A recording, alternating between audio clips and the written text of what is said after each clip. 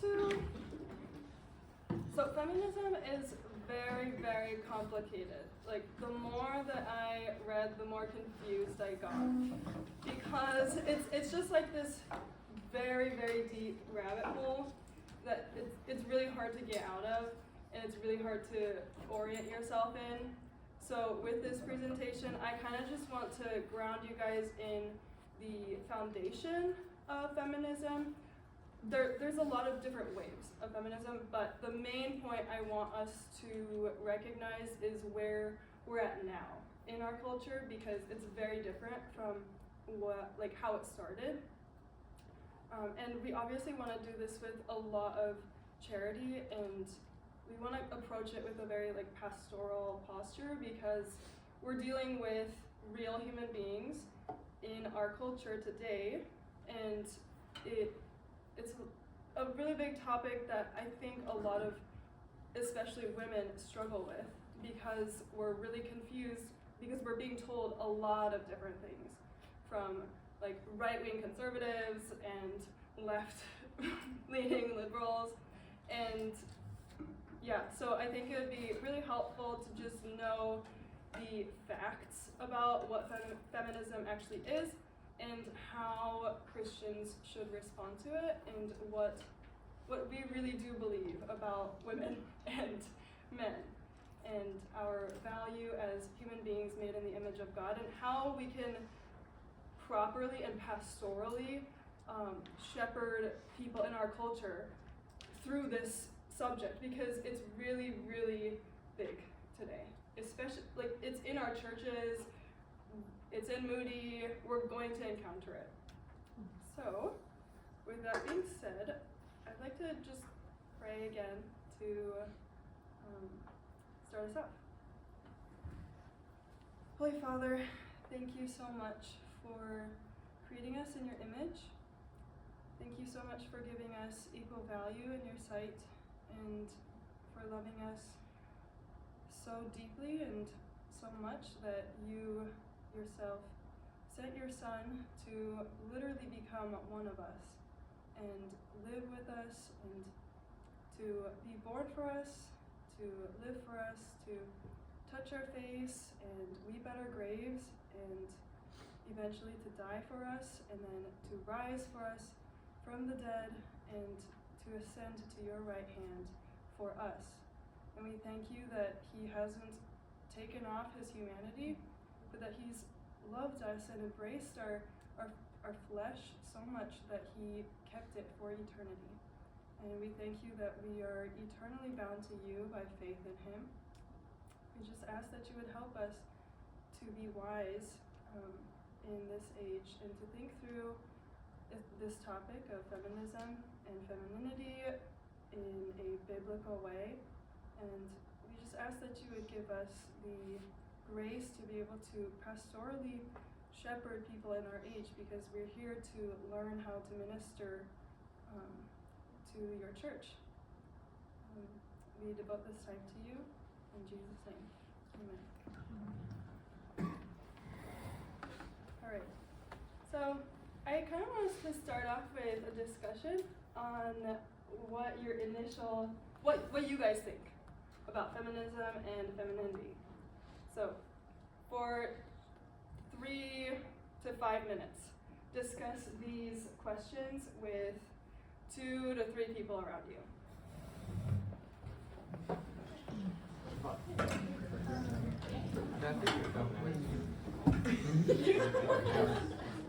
Sorry, I'm clear if Matthew has. No, okay. Initial reaction.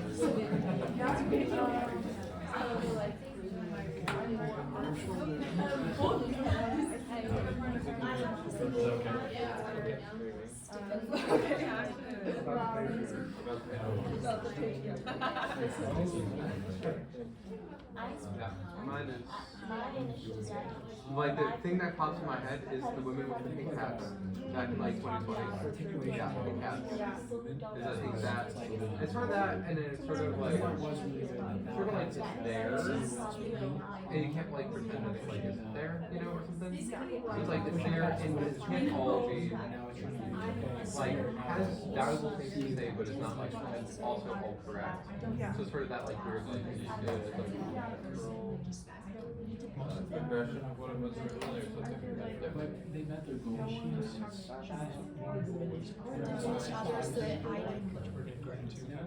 What comes to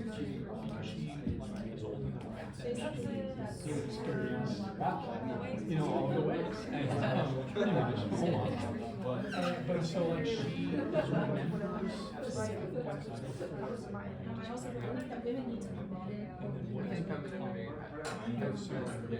femininity has less of reaction for me. Probably I haven't heard people talking about it as much. Now people said masculinity, now there's, oh, these people are saying this thing, these people are saying that. Sort of the difference in sort of different but parallel issues. Like here it is. We're talking about like the extent to which someone performs. Also kind of like backwards, Then that would be like, oh yeah, okay. Like, no one is more space. I thought it's specifically femininity. There's less of a reaction. pretty much the devaluing of femininity and it's like women wanting to make themselves. So Obama was exactly that. He talked about he wanted his daughters to have the same sexual freedom as men. And he was talking about that. So you were really conscious. Yeah. So he saw the right of You should have done the process that you did with the president. with women obviously aren't there for consequences. Yeah. But what does it mean? Yeah, I was like freshman year, there was a lot of programs that should have or that also consequences women don't know that. And then you go. Going to That is one aspect that they want to really, not really. I think probably, and then you see more stuff about it.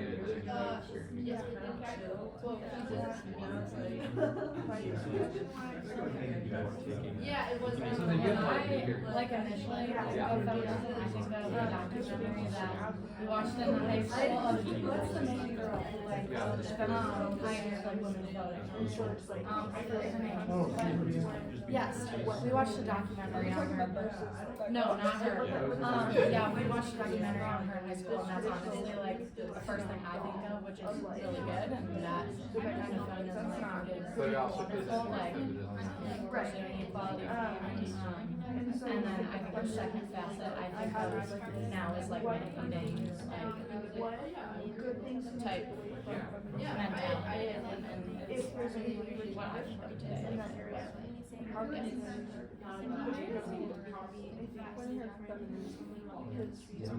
I agree.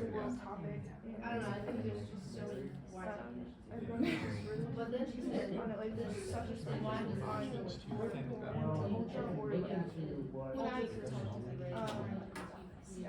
Even on. Yeah, I think this is definitely one of the STS. I thought you meant married. Like,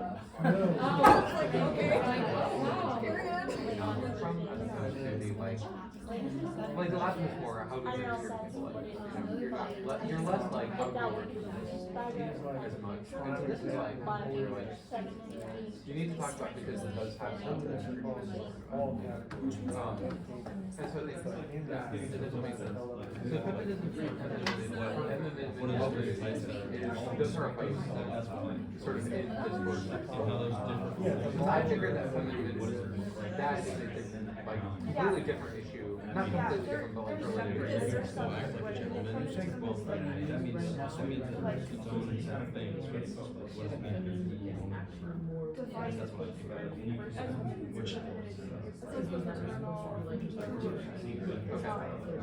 I guess that's the expectation. Yeah, What does it mean? you need to want. And then what kind of or was that your question? Not just like I think especially how you approach like your job. To know what people look at for very and to give and there's places where I think it goes the second if the second or someone sort of identifies that and like No. Or that's not like heteronormative. It's at least non-common. Well, it's your had less discourse and you're not you things that are So when you hear yeah, different. Somewhat different people are saying I think that there's. it's like also like I'm concerned but I'm positive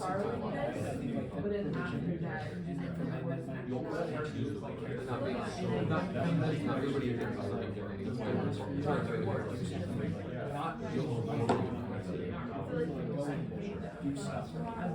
They can't be well.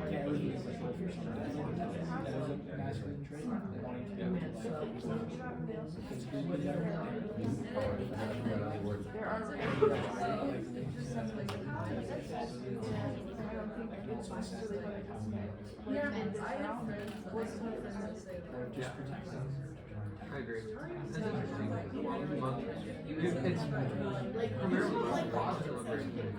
So one technically this capitalism that you're talking about, whereas people are talking about like Black liberation or Latin American liberation. Those are all like a lot of people do. All right, what do you guys think? So, yeah, what is your initial reaction to the word feminism? Or like when somebody brings up, I don't know if you guys talk about this, but I talk about feminism with my friends, you know, if it comes up in conversation, what comes to mind?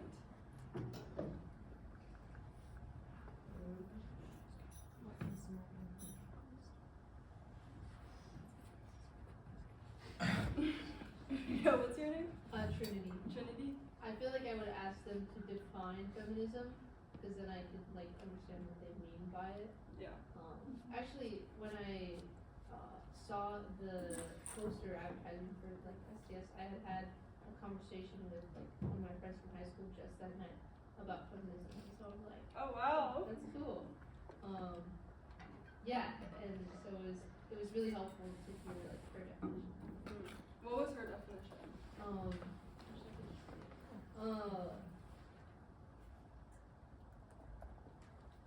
Feminism is wanting a society built on equal ground and not hierarchy, and she said that it's not about women wanting to be more confident and powerful, but that men should be less dominant and care more about empathy, respect, and communication. Those are the parts I agree with. There were other parts I did not agree with. But I was like, yeah, I agree with that too. Thank you. Anyone else? What is your name? My name is Hallie.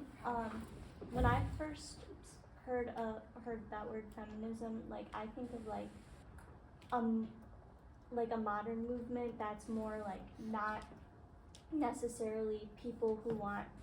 This is just how I've been told. When I've heard it in a negative connotation, it's like people who don't want just men and women to be equal, but women to be above men. That's how I've heard kind of the feminism movement talked about in some ways. So, Yeah. Yeah, I think that's really common. Yeah. I'm gonna second Hallie. Yeah, okay, I think the name wrong. The people like who talked about feminism. Yeah, it's mostly just like they're not talking about like kind of like equal rights, more just like we should like are like above, they should be above, and like putting men down. Like they want the roles to switch. They want to become like the men kind of society. Yeah.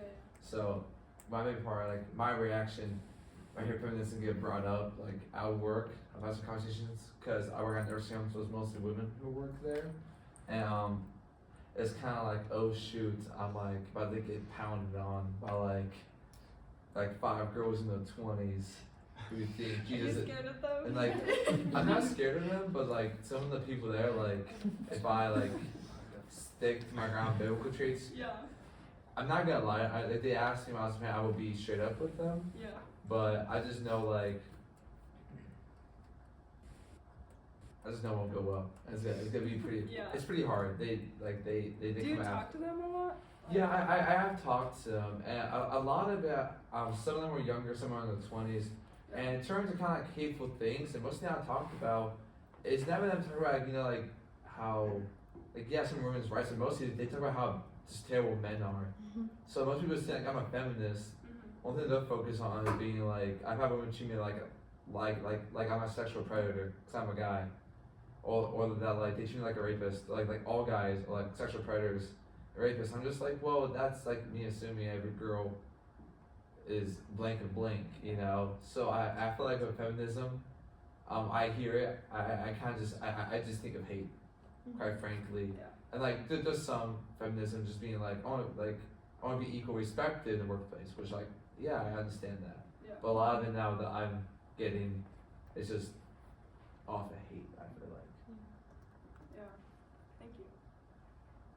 Yeah, Naomi. When I was a kid, when I was like really young, my friends and I mean, we were kind of proud of just being feminists because we thought that meant arguing that women are smart and that we have good things to say. But as I grew older, again, I started really associating it with just this hatred, you know, this hatred of men, this, you know, put women's voices before everyone else, like taking over positions that even just, it was not about equality. And it wasn't about celebrating the different roles that men and women have and that they are meant to exist in those roles and strong in those roles. And so then it became, as I grew older, almost an insult. Like you would find, if someone called you a feminist or someone called me a feminist, like it was offensive rather than, you know, something to be proud of. And so like you'd want to be careful of what you said because you didn't want to be called feminist in those circles. So that's just Like, some of the thoughts. What circles were you in? A lot of conservative Christian friends. Now, more of my liberal arts friends that I had, they would say like, that's a great thing, you know? But I didn't see it that way because in those circles, again, it was about hating men. And it was okay to say, oh, I hate all men. But it's not okay for a guy to say, oh, I hate all women, you know?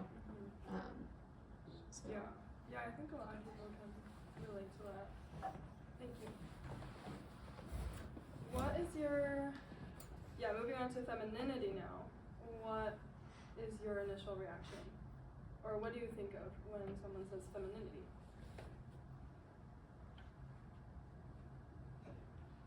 Yeah, Naomi. Honestly, I think of femininity as a really beautiful thing, intrinsically created and instilled in us, and something that we honestly overlook.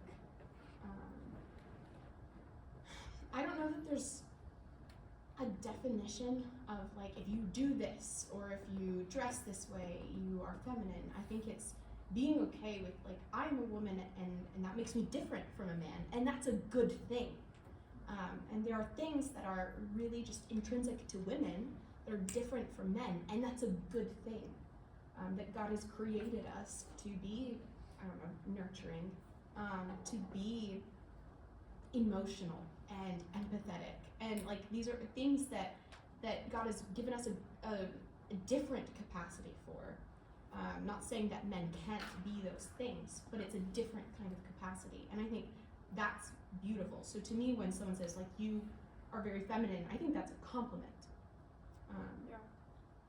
Yeah, thank you. Anything else? What questions do you have, if any, about femininity or feminism? Yeah, what was your name? Luke. Luke, okay. Yeah. How should you define femininity? Actually, I haven't heard that term until just now. Okay. And like, had my friend explain it to me. She did a good job. I'm just confused on like, how would you define that? I guess for me, femininity is I would say a Christian understanding of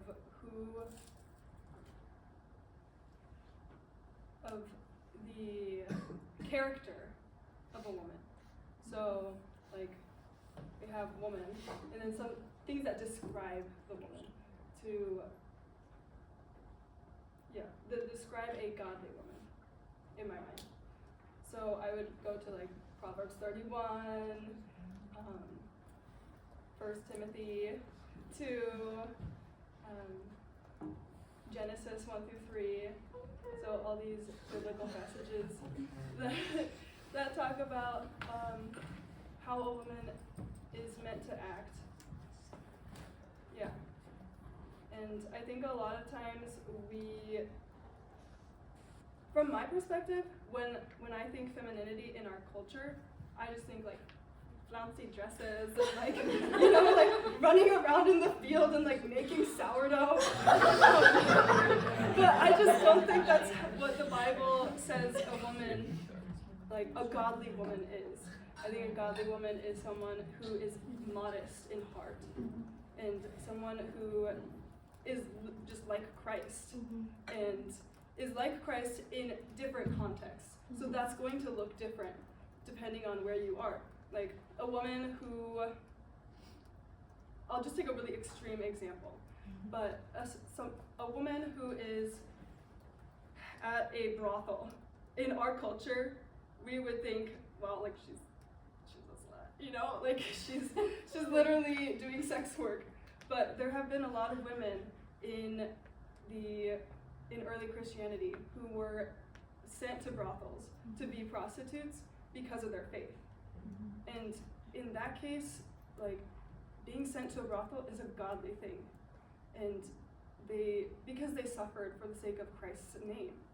And I think that's really something that our culture kind of misses, that femininity looks very different in different contexts and in different times, because just like how the gospel can be communicated to different cultures at different times, and it looks very different, but it's the same gospel, I think it's the same thing with femininity. Yeah, that's like my initial answer. Did I just confuse you more? The brothel thing really just threw me off. Yeah, I'm sorry. Let me just give a disclaimer. We are going to be like going into some like, I don't know the word, some sensitive topics.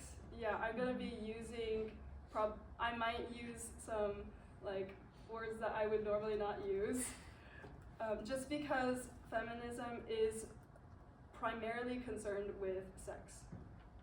Yeah, so anyways, any more questions? Yeah. Maybe can you give us more context of what you were about the brothel thing? Because I feel like that may have confused some people. I know the story because we talked about it. Yeah. So in the patristic age, there were a lot of persecutions, right? So we know a lot about the male martyrs who died for their faith. They were tortured.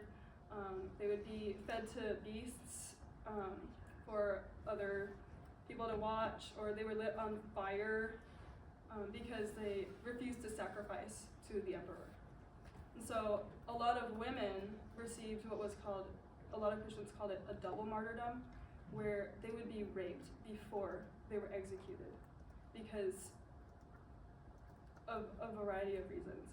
But it was considered, yeah, like the Roman Empire thought it would be more torture to rape them before, and maybe they will like renounce Christ if they're threatened with rape, because virginity was so esteemed in that culture. So a lot of secular women, or a lot of women who were not believers, would just kill themselves if they were threatened with rape.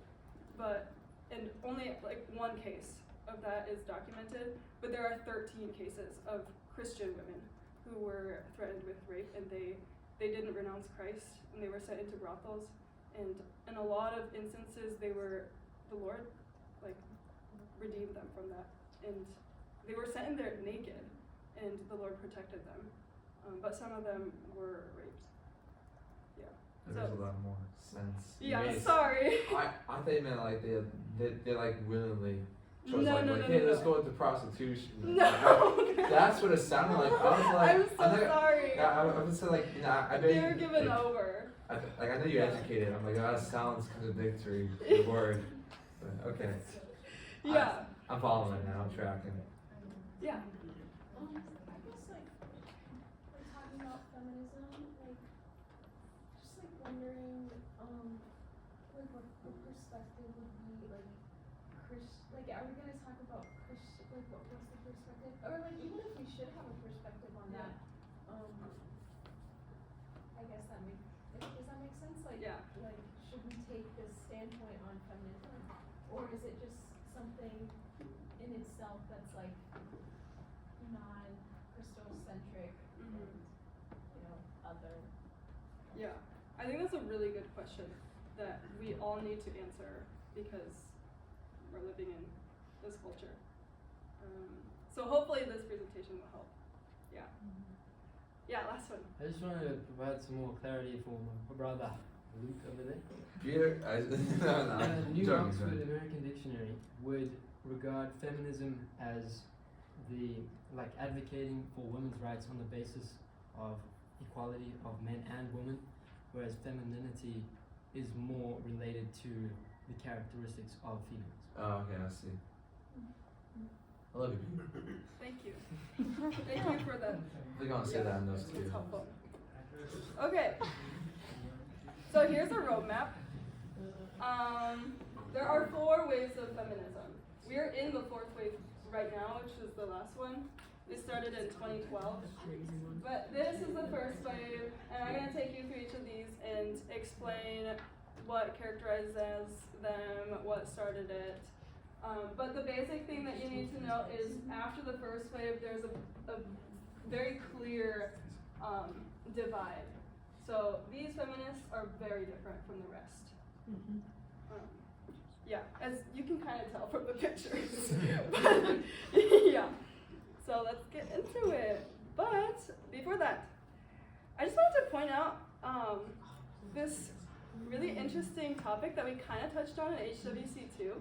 It's called the cult of domesticity. Cheyenne reminded me of it the other day. But it was during the 19th century, and it was this really weird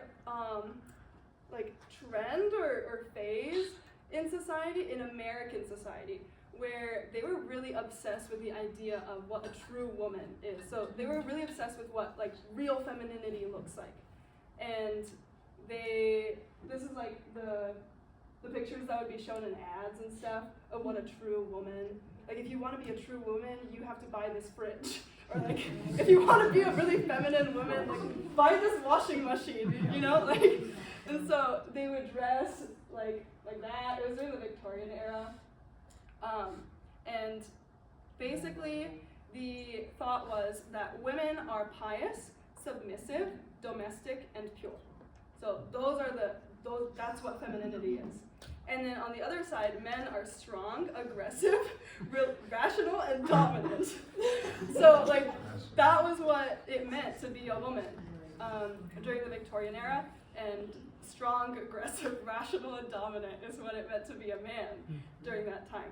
So it was a very clear split between the realm of women. So women had authority in the house, and she was in charge of everything, and it kind of gave women a place to have a say, and she knew what she was talking about when it came to taking care of the house and baking and cooking, and so she was tasked with home, children, family, and church, and men were tasked with work, politics, professions, and the world, and so obviously they were involved in the church, and so in a lot of ways, it was really good because women were recognized as knowing how to raise children and how to educate them, and they were given a lot of responsibilities, and so a lot of men would submit to their leadership when it came to those areas. But personally, I think they had a really a big misunderstanding of how men and women actually lived before their time, because even in scripture you see that women are not always bound to the house. She's going out, Proverbs 31, she's literally going out, she's providing for her family, she's a businesswoman, and so Yeah, in my opinion, I think it was more like a trend, and that's why it's called the cult of domesticity. It does exist in many parts of the world. Yeah. In India, it still exists. People still keep women to confined to their household. So it's nothing has changed for that part of the world much. So it's. Yeah, I think we're gonna get into this later, but I think we're going back to this in the reaction against feminism.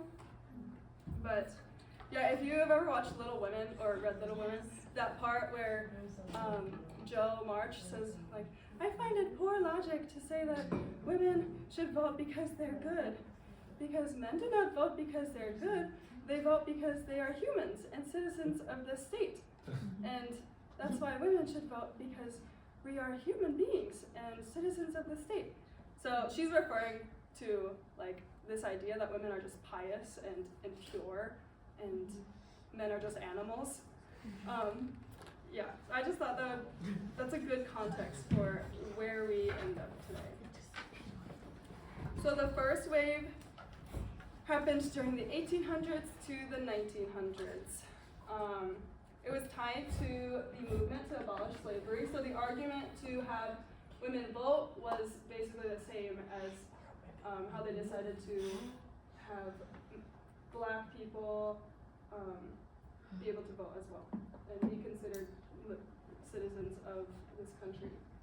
It was also tied to the temperance movement because, as we mentioned, women were seen as pure and pious, and part of the reason for that was because of the rampant alcoholism in men. And so a lot of men were abusing their wives. And so that's why the first wave of feminism was led by wives, because they wanted to protect their children. And they wanted to have a say in politics, because if it's just these men who are all alcoholic, they're being harmed by it. So the goal was not to overthrow or subvert any system. Women really just wanted to be recognized as like being part of that system and having representation within that system. And so their main concern was to be recognized as citizens of the country, which I think is a fair thing to want.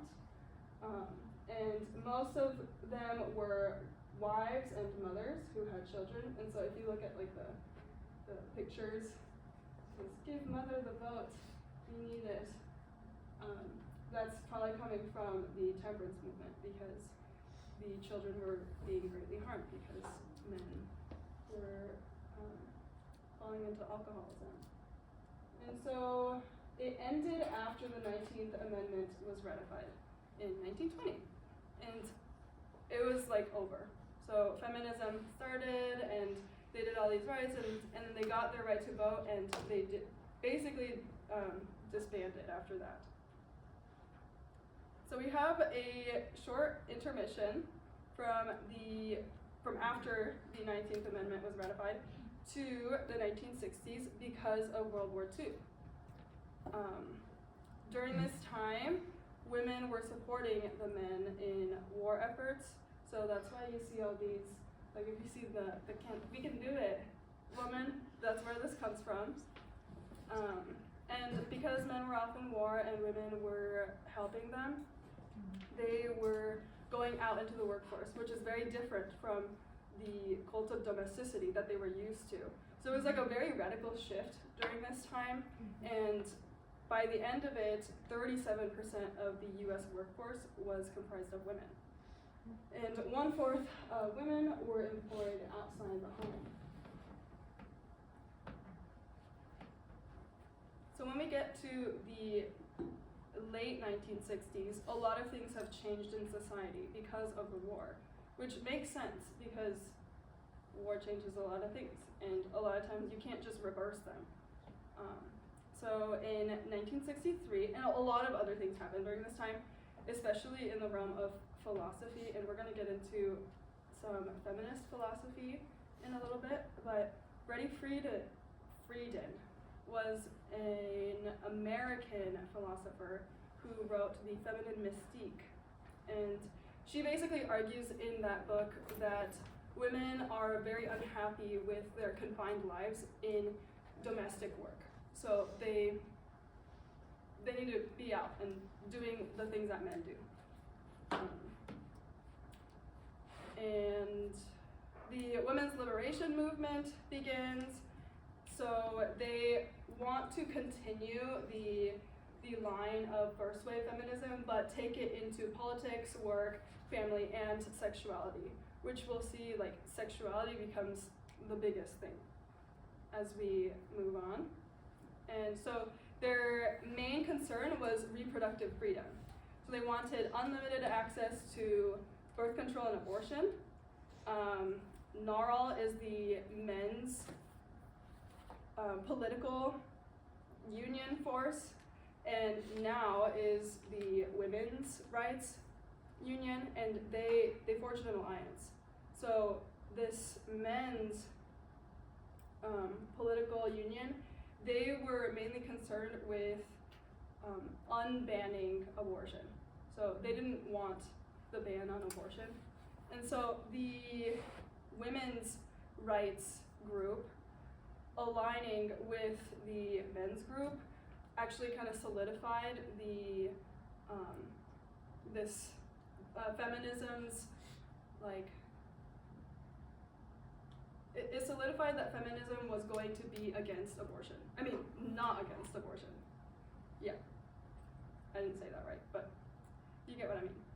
And so you see a really big shift from the first to the second wave, because the first wave feminists were not abortionists. They all basically were against abortion because they literally had families and children. So these people are very different.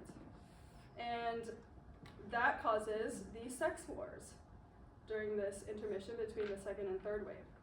And the sex wars were conflicts between feminists. So some feminists were saying that abortion should be banned, and some feminists were saying that abortion shouldn't be banned. So you kind of see the clash between conservatives and liberals from here. And the liberals basically won. There's like a whole debate on this, whether or not we won the sex wars or not.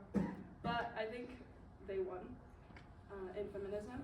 So the third wave comes in the 1990s. And I'm sure you guys have heard of Judith Butler. Her name is kind of thrown around a lot, but she comes out with a bunch of books. She's alive still, actually. She just came out with another book. And she changed her views on a lot of things since this time.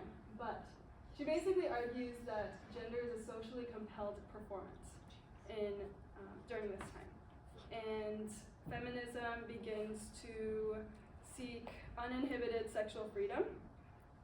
And this is around the time when you start to hear the idea that consent is the only thing that permits sex. So if a woman says yes, then anything is okay, including porn, prostitution, sadomasochism.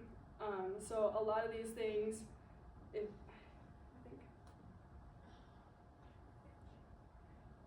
there was like another picture that I saw that kind of represented this, but it's basically saying, like, if I say that I want to, sex work is real work. Yeah. So that's kind of where you start seeing this. And it kind of had an edgy vibe. So this is like, if you know Dr. Johnson, like his parents' generation would be this. Sorry, I just wanted to use that example. Because I just anyways. They really valued individual choice and freedom. And this is when you start to see feminism go further into other social issues. So they're really concerned about diversity among women. So now we get to the fourth wave, which is what we're in now, which began in 2012 as feminism migrated to the internet. And, sorry, did you have a question? Yeah. What were they defining diversity among women to mean? Wait, what? What were they defining diversity among women to mean? Oh, diversity among women, so racial diversity, different what was the word? Disabilities in women. Yeah, that's the main thing. And then we're gonna go into like sexual identity diversity. So, and then now we're in like trans women are women. Yeah. Yeah. So this kind of pushes further the third wave, and they want unrestrained sexual license. And there's an emerging awareness that women can indeed be mistreated even within boundaries of what is technically consensual, which I think is a good thing to recognize, because before it was just like if you say yes, then everything's okay. And then intersectionality is a really big thing, where feminism basically consumes every social issue into itself, and represents almost all oppressed groups, because women are oppressed, and women, I don't know how to say it, like if you have groups of oppression, there are going to be women in every single one of those categories. So feminism needs to encompass all those categories. And that's why feminism is kind of the foundation for a lot of the ideologies that we have today, like transgenderism, abortion, what else? Racism. Those issues are basically like, they've been engulfed by feminism today. And they rejected outrightly during this time the premise that woman is biologically defined, which you can guess why, because Judith Butler says that gender is a socially compelled performance in her book. And this way wasn't as edgy as the third one, because now we're more concerned with like policing language and behavior. Yeah. So we've had the hashtag #MeToo, hashtag #BelieveAllWomen, and honestly, I think we're kind of going into a fifth wave with the transgender movement, because I don't think that was a big thing in 2012, but it's all part of the same thing. So here's a recap of feminism. Do you guys have any questions? Yeah. Do you think we have two kind of split waves beginning right about now? So there's the wave that's like saying trans women are women, and then there's this other wave that's kind of like, oh no, that's men invading women's spaces. I feel like I hear both voices right now. Yeah, I think you're really right, because there's just so many different types of feminism. I'll show you. Okay, yeah. There's a lot of different types of feminism, and they're all concerned with different minor topics. So we've got liberal feminism, Marxist, psychoanalytic, post-structuralist, French feminism, Black feminism, sex-positive feminism, gender-critical feminism, and we also have feminist theology, which can split up into like a bunch of different categories in itself, and etc. So there's a lot of different kinds of feminism. So I think you're right in saying that we're kind of in a fifth wave where it's just like dispersed into like basically every woman has her own feminism. But I want to kind of hone in today. Yes. Just random curiosity. So like, what is French feminism? That's actually what we're going to be focusing on. Thanks, Ross. Yeah, because French feminism is kind of the foundation for what we have today. Oh no. Yeah. Yeah, Adrian. So is sort of that French tradition, what sort of caused the transition from first wave to second wave, sort of? Since I know a lot in that sort of time, in between time, that was when a lot of that work was being done. Yeah, yeah. So is that what made the second wave so much different from first wave? Yes. So French feminism is what influenced the American feminists during the 1960s. So that's why we see such a big split between the first and second wave, because during right after World War II, French women were going crazy, and they were writing a lot about a lot, and they influenced Judith Butler, Betty Friedan. Both of them look to Like, I don't know how to phrase this. So there's this book called The Genesis of Gender by Abigail Favale. You should definitely read it if you haven't. She says in her book that feminism is like a Russian nesting doll, where every doll, like, you open it up and there's another French baby in there. And because it's all these French philosophers who are influencing these American feminists. So yeah, I did find that there are commonalities in all of these. So they all want equality, whatever they want it to mean, between men and women. They all think that economic, political, familial, religious systems are male-dominated and therefore patriarchal. And that's actually why the patriarchy is inhibiting or not allowing for equality between men and women, because we have these institutions that are run by men. And that's why we need to dismantle the patriarchy and all these institutions. And all of them have a distinction between sex and gender. Sex being the biology of the human being, and gender, they all define it differently. It's either like your performance or how you feel or social. They're very confusing. And they're all very, activism is a part of every single one of them. So,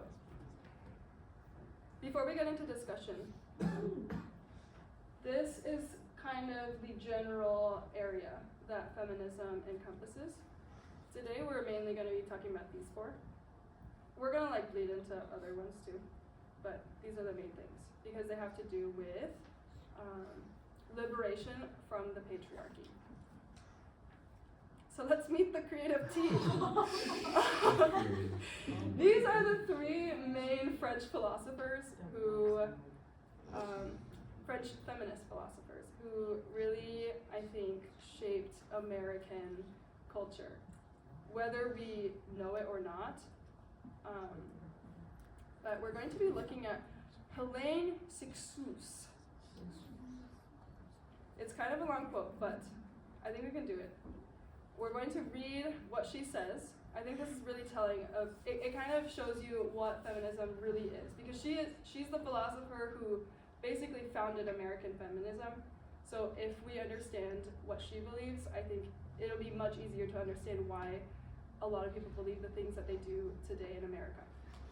So we're going to read this, and then we're just going to discuss what we think about it, and what do you think she's pointing out that is right, and where do you think she goes wrong? So, who would like to read this for us? Yeah. Go ahead. Well, we have multiple slides, so I'm going to have to ask for more people to read. So the woman who gives birth does not take pride in her creation. She feels like the passive plaything of obscure forces, and painful childbirth, a useless and even bothersome accident. Later, more value is attached to children. But in any case, to give birth and to breastfeed are not activities, but natural functions. They do not involve a project, which is why the woman finds no motive there to claim a higher meaning for her existence. She passively submits to her biological destiny. Because housework alone is compatible with the duties of motherhood, she is condemned to domestic labor, which locks her into repetition and imminence. Day after day, it repeats itself in identical form from century to century. It produces nothing new. Okay. So what is she saying? Question. This is wave one. This is the first wave? No. This okay, is. What is this one? This would be second wave. Okay. Yeah, she's writing during the second wave. Okay. Yeah. Where's the timeline that again exactly? Second wave? Second wave, 1960s. Yeah. I think Helene wrote this either 1949 or 1963. Yeah, so within that time. Yes, Naomi. I just think it's so sad how, if you read under what she's saying, you're basically saying a woman should hate her own body and how she was made. You should hate that you have a uterus. You should hate that you can have children and that you can breastfeed them. You know, you should hate all of these natural functions that are in your body when you're, you know, during development and when you're born. You know, you should hate all of those things, and hate what makes you, yeah, it's just really sad because it's basically just hating yourself. Yeah. Because it's what you were made and how you were made is oppressive. Yeah, and we wonder why gender dysphoria exists today in such a high percentage. Yeah. Yes. Hi, I was gonna say, yeah, it does sound like all she's saying, like you said, was, oh, I'm oppressed, like anyone oppressed. And I'm gonna get a voice for people who are oppressed in the same way. And it, you know, the end result is, yeah, you're gonna hate your body. But that's not the thing that's oppressing you at the end of the day. I was gonna say something else. It'll come to me. Yeah. Yes, truth. I think it's interesting when she writes that those duties of motherhood are not activities but functions. It kind of just shows a really low view of creation and wanting to divorce your created purpose from your autonomy, and like really worshiping this idea that, well, if I have to do this thing, if it's a responsibility of mine, that makes it oppressive. If it's not something I choose for myself, then it's a bad thing. That kind of individualistic perspective on life that is just kind of capturing all the good things about natural life and turning them into something to escape from. Yeah. It's really sad because she's going to go on in the next slide to compare the woman's passive and not active life to the men who live an active and transcendent life. Because women are immanence means like here, down to earth now, or close, and transcendence is like, you know, spiritual. So she sees men as having a transcendent life and having the freedom to have that transcendent life, and women being bound to this immanent, boring, and sad life because of their biology. Yes, EJ. Question and comment. First, what does later more value is attached to women? What does later mean? What's the context? Yeah. Especially before of this section. So she's talking about nomadic peoples. Yeah, and she's basically talking about like how it is naturally. So she's describing how humanity is. Okay. And she's observing that in nomadic peoples, children are not really valued that highly. So the woman's not active function of bearing children is basically useless because they would abandon their children anyways. So she's caught in this cycle of bearing children and being useless, and bearing children and being useless, while the man is able to go out and like discover himself. I see. Okay. Yeah. That makes sense. Yeah. Since the syntax reminds me a lot, or the sort of how she talks reminds me of how sometimes, especially in like sort of historical development things, or like talking about sort of the like when people would make generalizations of like historical situations, be like, and then this was happened in sort of forget what it was. She feels like the passive plaything of obscure forces and painful childbirth, a useless and even bothersome accident. Probably ask most women back then, assuming they could speak their language, and then ask most women now, they would not identify with that as much, and so it's almost you have this almost two layers of most people not say this, but then she'd be like, they actually feel that way. Yeah. Which almost feels a little bit like sort of the idea in psychoanalysis of this like subconscious, that's like, you're saying this, but you don't actually mean that because you don't actually know what you mean or believe. Which then has this whole wall of like, oh, I don't think this is the case, when it's like, really, you can't see that. She's sort of saying, you can't see that I'm wrong, even if I am wrong. Like, if I'm wrong, well, like, that's just like your, like, historical situatedness talking. Yeah. I think that's what that that's what liberals and conservatives do in our day. Like, they'll be like, they're not actually saying this, but like, they're actually really miserable with the life that they have. Yeah. And so we're actually really right. So yeah, she's doing that too, where she's making all these assumptions about women want, and that's basically, I think it's really just a projection of what she wants. Looking at, I've read some of the other the other women too. They do the same thing, where they're like, the woman actually wants this, but she won't say it. And it's like this crazy thing that I was like, I don't want that, you know? But yeah, thanks for pointing that out. Yes, CV. It seems like she's starting from the idea that children have no inherent value whatsoever. And she's established that as her basis. Therefore, none of these things that are geared towards the rearing of children are a positive thing if children in themselves are a positive thing. And I think, which is her line, which is why the woman finds no motive there to claim a higher meaning for her existence.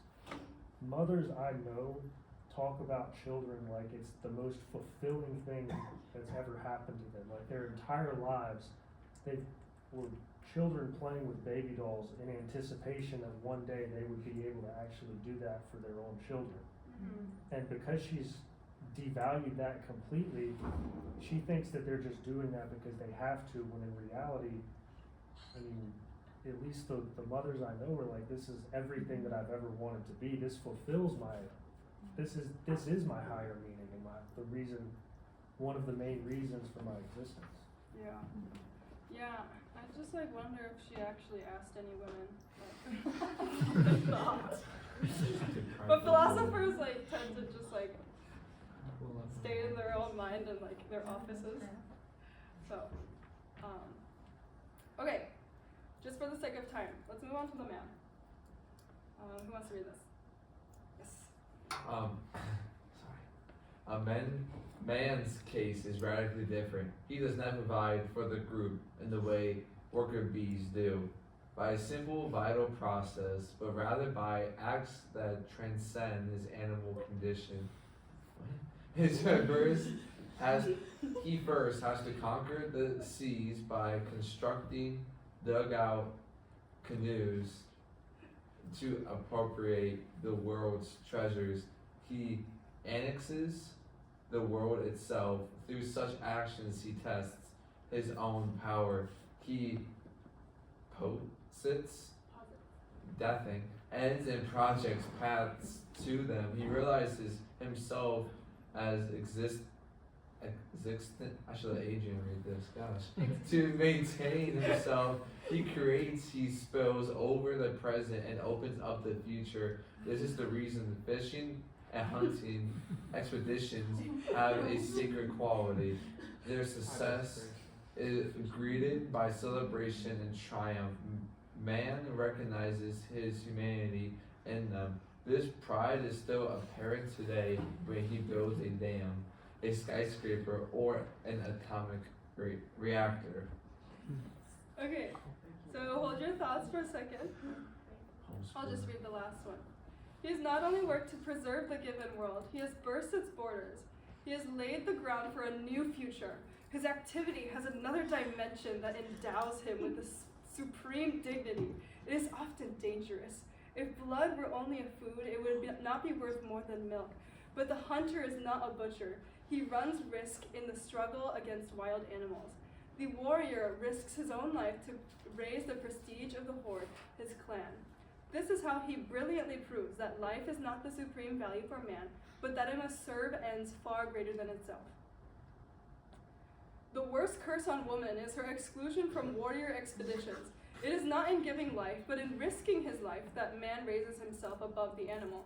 This is why throughout humanity, superiority has been granted not to the sex that gives birth, but to the one that kills. Here we hold the key to the whole mystery. On a biological level, a species maintains itself only by recreating itself, but this creation is nothing but a repetition of the same life in different forms. By transcending life through existence, man guarantees the repetition of life. By this surpassing, he creates values that deny any value to pure repetition. Positing himself as sovereign, he encounters the complicity of woman herself. Because she herself is also inexistent, because transcendence also inhabits her, and her project is not repetition, but surpassing herself towards another future. She finds the confirmation of masculine claims in the core of her being. She participates with men in festivals that celebrate the success and victories of males. Her misfortune is to have been biologically destined to repeat life, while in her own eyes, life in itself does not provide her reasons for her being. And these reasons are more important than life itself. Okay. I'll just skip that. But just to kind of wrap this up, I thought it would be nice to sit in a circle and talk about this. What do you guys think? So yeah, I don't know how you guys did this last time, but Forward, right? Yes? And then chairs.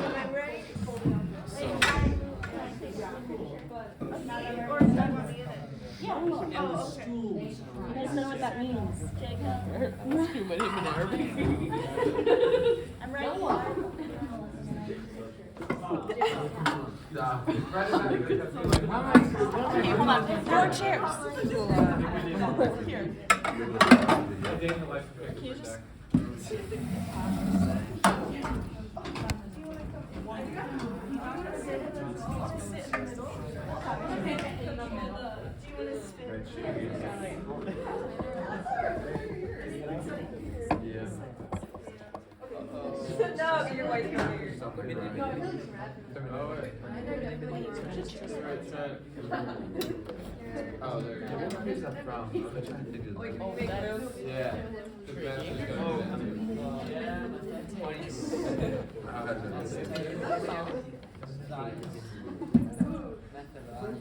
okay, question.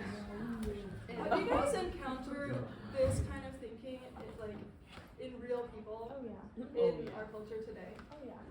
Yes. How have you guys seen it? Yeah, go ahead. Yeah. You. Okay. Yeah. And I don't have to call people anymore. You guys Say can one just word, talk. you say another word. Yeah. As most of I've seen it, I haven't really seen it older women. It's normally young women. I've seen it in, like I said, mostly around my age, younger 20s. A little bit in my high school. Like I said, I work at a nursing home, and some of the women, like some of the STNAs, there's like the assistant nurses and some of the dietary. I've ran a lot into this, whether it be like kind of one woman's view, being like, women only have like one reasons to give birth and everything else is just, it's all useless. I ran into that, and yeah, I mean, what I've experienced mostly, when you start like asking them questions, what they think about that, they fold really fast because they they clearly they heard it from people on TikTok, Instagram mostly, and like it's kind of like popular throughout society. At least where I grew up in Ohio, like it's been talked a lot about. So that's mostly what I've seen it, and when I try and really talk about them and like try to break down why do you think women only have one purpose in life, like they don't stand on that hill for long. It's like, I don't know. I think it's just a lot of one-sided, and they don't think too deep into that. That's why I've seen it, and that's what happens when I do see it. Did you have something to say? Oh, Sorry, how about you? I feel like I kept missing you. Yeah, I think it's something I noticed in culture, just this like looking down on having children. Mhm. And this idea of having children as being this, and even in Christian circles of men and women I've talked to, this idea also of having children younger is just not something that is a good thing.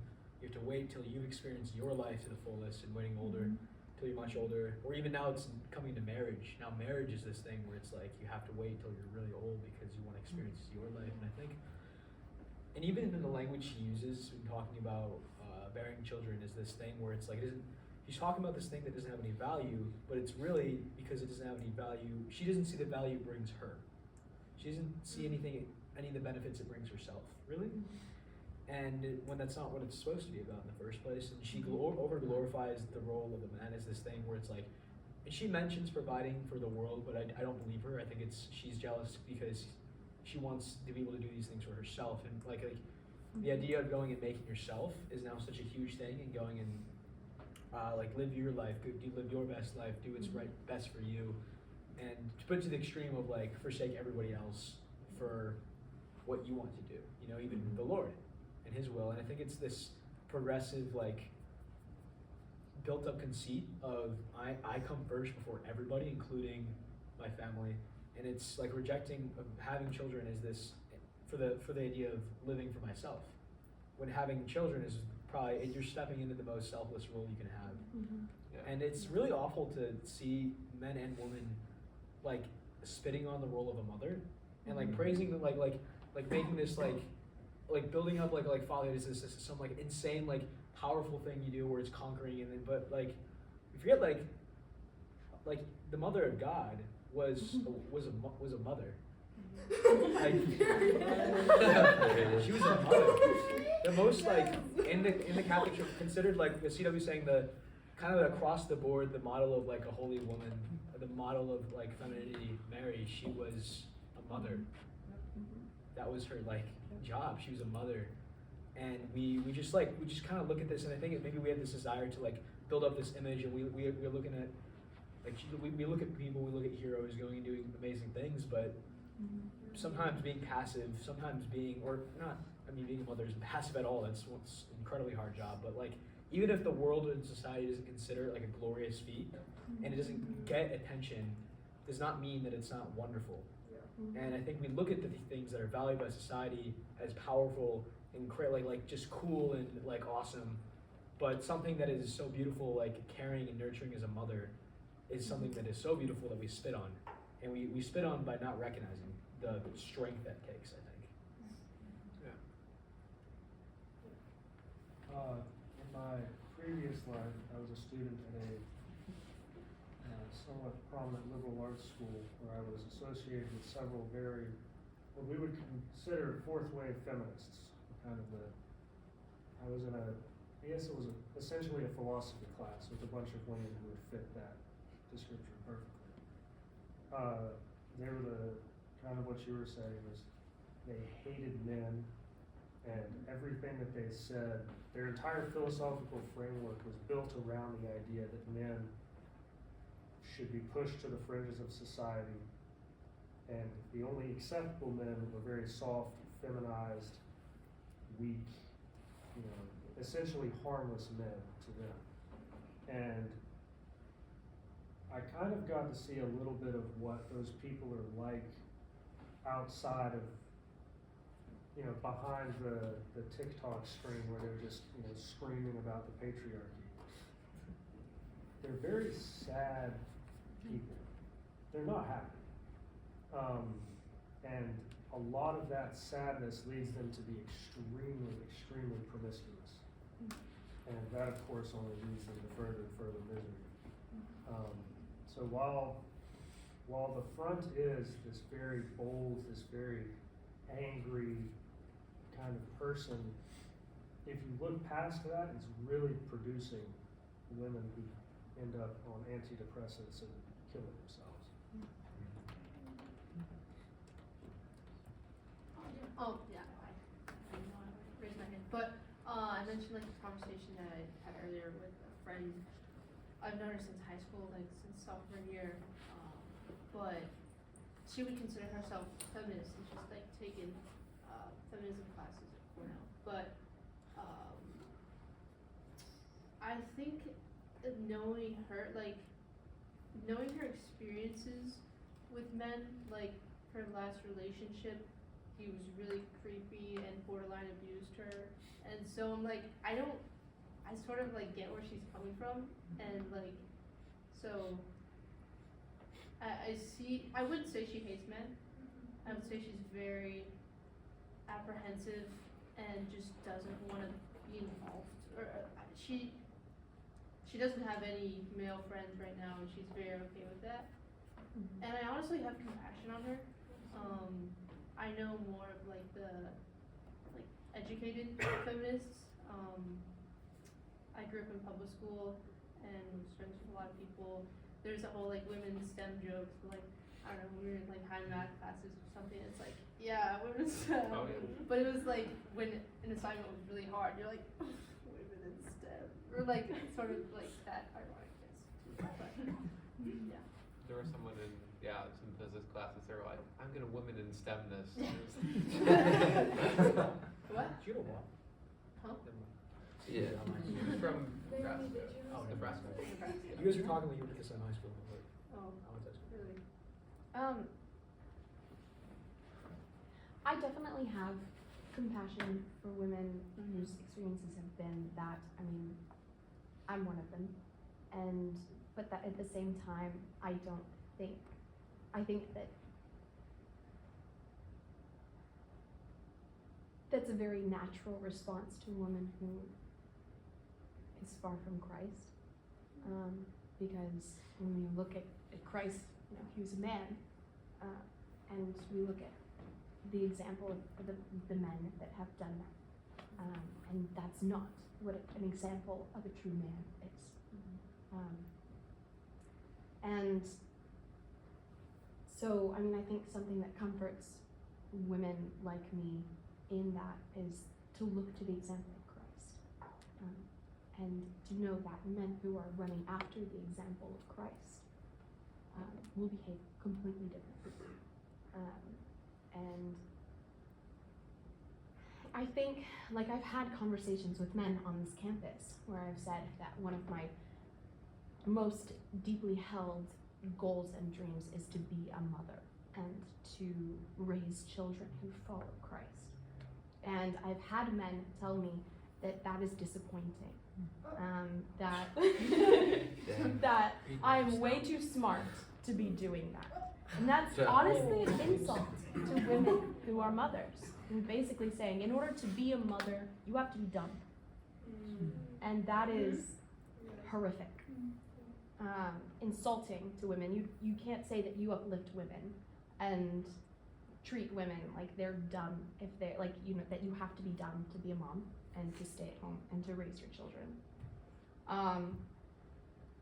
And also to think that there is something else that a woman should be doing to be valuable or to prove that she is worth something in this world is honestly the opposite of supporting women and uplifting women and honoring women. To say that a woman needs to prove herself by doing some project that the world worships is the opposite of supporting women, the opposite of loving women. Yeah, I can't. Oh, pop off. Yeah, just based off what you said, something I was thinking when you were reading that line quote was just, it was so ironic. She was revering what she perceived to be masculinity and meant so much, almost to a point that she was like worshiping the idea. Like, she was talking so fervently, almost poetically about fishing trips and stuff like that. And hunting and all this stuff, and what we think is traditional masculinity, like it's so wonderful and transcendent. She literally used the word transcendent for those things. And it just makes me think it's so ironic that feminism is really hates femininity and puts down like a woman can't see a purpose for herself because she's bound to raising a child. Like that's one of the most beautiful things that you can do. And you even saying, people saying that's a disappointing thing. it's weird. It's just so obviously hatred of femininity, and they want to make women into men. And I talked about this in a little group earlier, but Obama at one point, in an effort to like push abortion, said that he wanted his daughters to have the same sexual freedom as men. And so he saw, like, what he was doing is he wanted his daughters to be men in that way, to be able to be promiscuous and not have to be bound like the way men are. Men could just leave and they're not stuck with these consequences, but women are. And so women should be more like men and not have to bear those consequences. But it's a beautiful thing that women are life-giving. And it's a pathetic thing that a man could stay, but he leaves. You know, but a woman has to be there and is often much more predisposed to be there and care for these children. So it's just weird how feminism, this type of feminism actually hates femininity and worships masculinity, or what they perceive it to be, I guess. I think it's so sad, the like hatred of her own biology, and then what that has become now. And I mean, it seems like it was even prominent in the second wave feminism already, but of like our culture and the freedom of sex work and kind of the glorifying of pornography as maybe like the escape of that idea of what she has said of like the woman's like sexual biology isn't what should tie her down, but should be her liberty to then like, you know, have freedom in using that, you know, to, I guess, whatever it may be, make money or, you know, have dominance over, you know, men.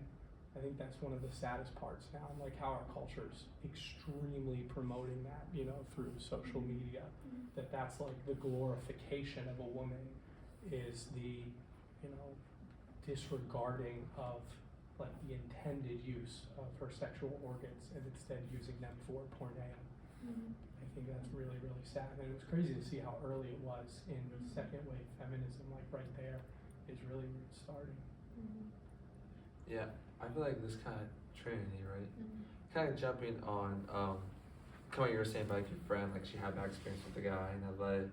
One thing I've noticed, like, I'm not saying I know everyone to a T, but it's kind of like with church hurt. I feel like people in the feminist movement, like me, I grew up going to church. My family brought me to church, and I was homeschooling friends I really had, but like the environment was so cliquey. I had a lot of adult leaders, be super cliquey, and just they hurt me a lot. They hurt me a ton, and it really like kind of drove me away from church for a while. I didn't know Christ, and I had negative views on church, and I kind of more gravitated towards people who also had negative views on churches that also had bad things happen to them. And then kind of like I never hated God, or like I still believed in Jesus, but like I kind of like gravitated to people who had the same experiences as me. So I could support my own ideals to have in my head, because of pain. Maybe be like, I don't need to go to church, because going to church doesn't mean I'm a real Christian. Then from that, I'll make my own truth about Christianity. My own truth, like, well, you know, like, yeah, I can do this and that. You know, I think that happens with feminism sometimes. Some women who believe all men are the same. It's been said, I know some women who have been hurt by men, and it breaks my heart, but one thing I've noticed, I have some women back in my home church, or the church I went to, got hurt by men, and they went down that road, and they found Christ, but they all got towards the same friend groups who thought the same things, and from that, they kind of made their own truths. Like they're like, well, because all this bad stuff happens, then you start hearing people who supported all their ideas, and yeah, they just kept going with it. So I feel like that's one way how this gets like brought so far out, if that makes sense. I thought it was one interesting thing for me. Yeah. I imagine a lot of church. I think I agree. I think it's like something that people run to for help in our culture. Like, because a lot of stories with women are pretty similar. A lot of these women have been mistreated by men, they've been, and it is really real that women have been oppressed in a lot of societies, and women have been looked down on and devalued, and a lot of women have been reduced down to merely their biology. And I think that's probably part of the reason why these women are wanting to escape from their biology, because they've been bound to simply what their bodies can do. But I think Naomi mentioned this, but like it's not the answer to this problem. Because as you clearly can see, feminism does not give real answers to these real questions and real solutions to the real pain that women actually go through. And I think it's the same for men too. Like, I think a lot of men get hurt by women and they'll run like really fast to like what we now call like red pill movement, you know, like incels. Like they run to these things because they're very hurt and they're looking for a solution, but like with any worldly solution, it's not going to actually fix the problem. So what do you guys, we're all Bible students, so what does scripture say about biblical femininity and where humans' worth actually lies and where a woman's worth actually lies? Because I do think that a lot of times people do reduce women down to what, you're just a mother, or like you're just born to give birth to a bunch of babies, like you're just born to serve a man. Like I legitimately thought that for years, that before coming to Moody, that my purpose in life was to get married and serve the man, like in a really unhealthy way.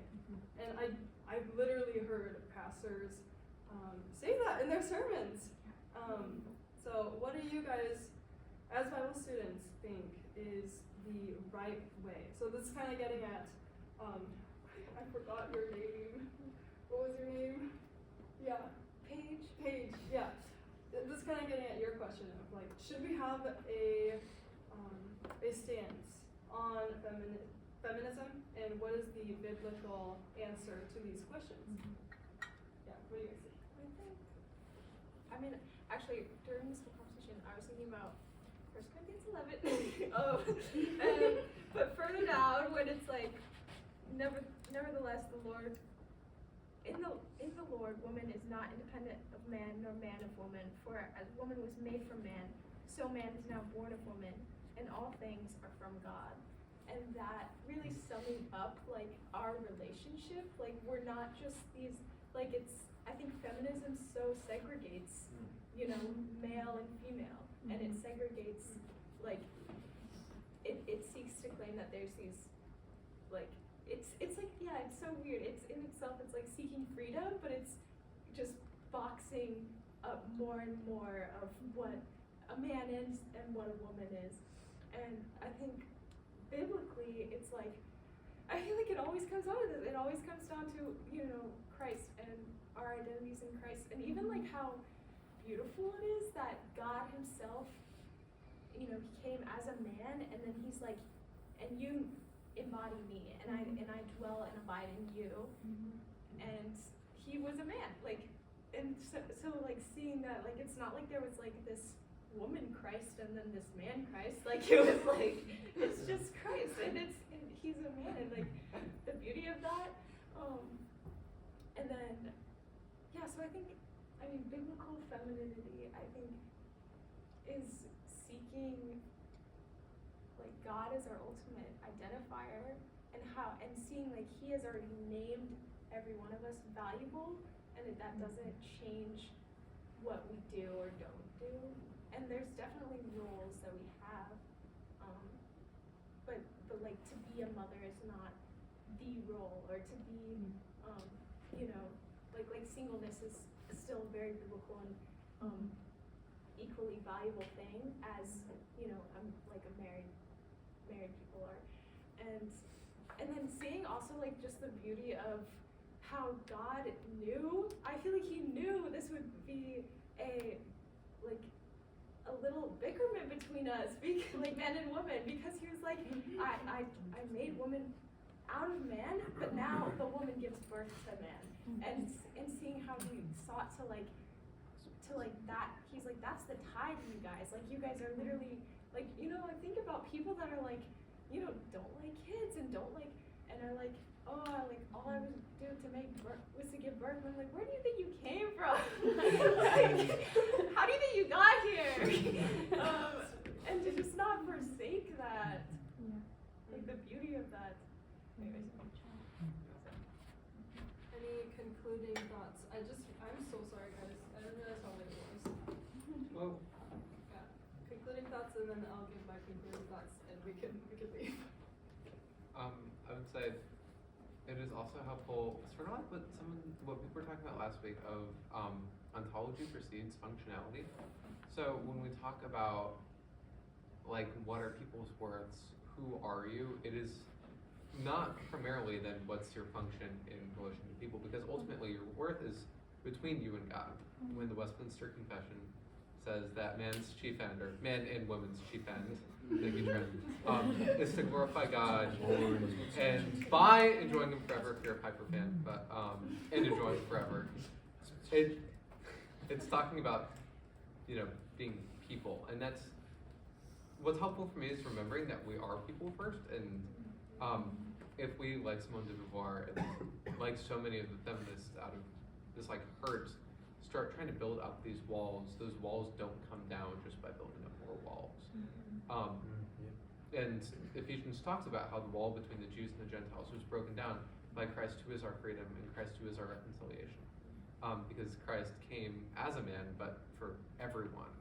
And it wasn't just a man, but it's because he was that he can be for everyone. And so I think recognizing that and refusing in Christ, walking in the freedom to say that I'm not going to, like, we can't just hold on to this theology of being like hurt, even though sin exists in the world, because we need a theology then of reconciliation and redemption of all things. Acts talks about how heaven must receive Christ until the time that he's coming for the restoration of all things. And if we believe that, then we need to have that kind of restoration view of gender. Last two. Yeah. Okay.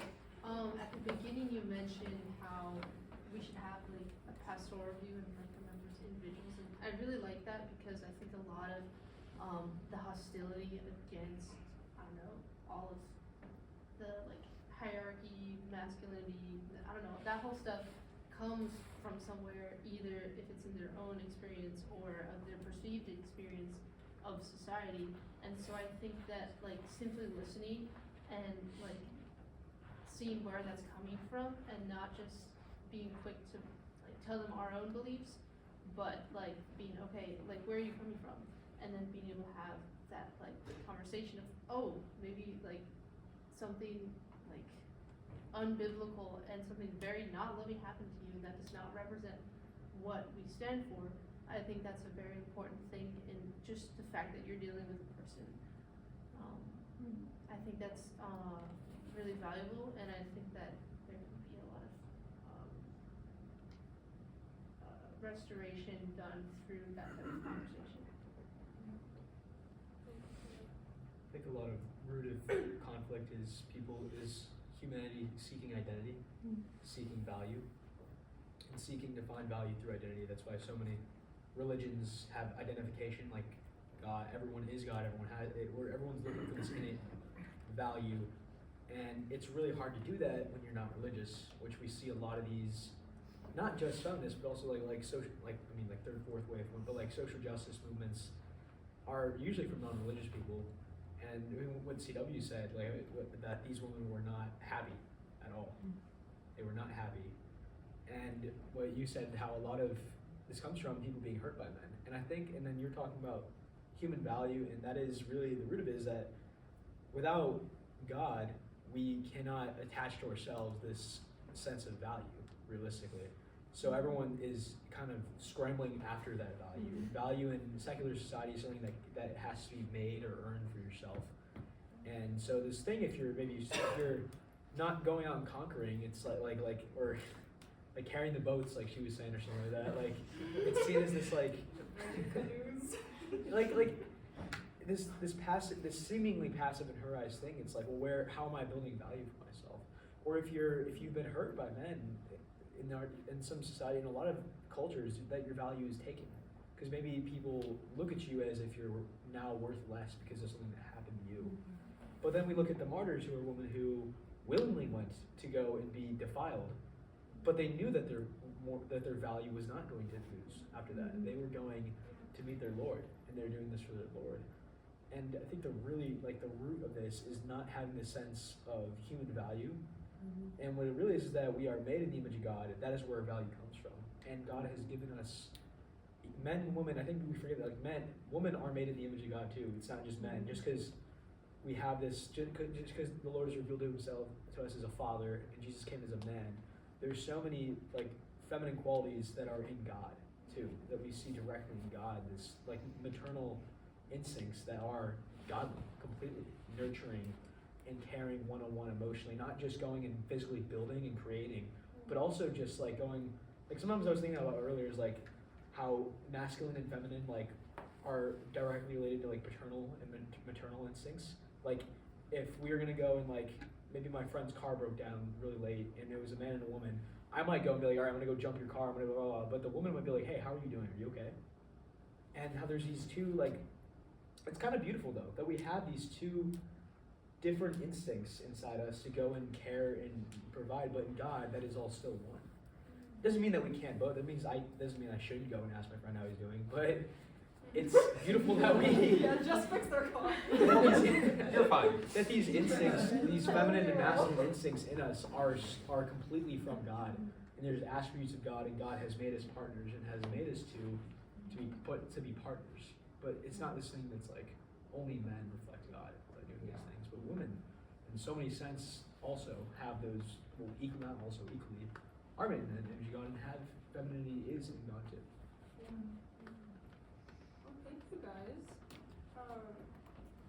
Just to conclude, I thought I would just kind of wrap up. We basically talked about this, but there's just so much more to talk about, with this topic.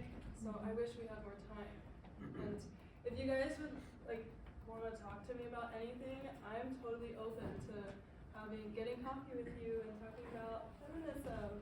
So just let me know if you want to talk, and any of our members would be willing to do that as well. But here are some, before I finish that. Yeah, so basically, I think the main thing that I wanted people to know is that Christianity has been ahead of the game since the very beginning. This is a book that I forgot to put on there, but Christian Women in the Patristic World. Christian women have been liberated already in Christ. We have the freedom to do literally anything because we're in Christ. Literally anything meaning love God first and then what you love.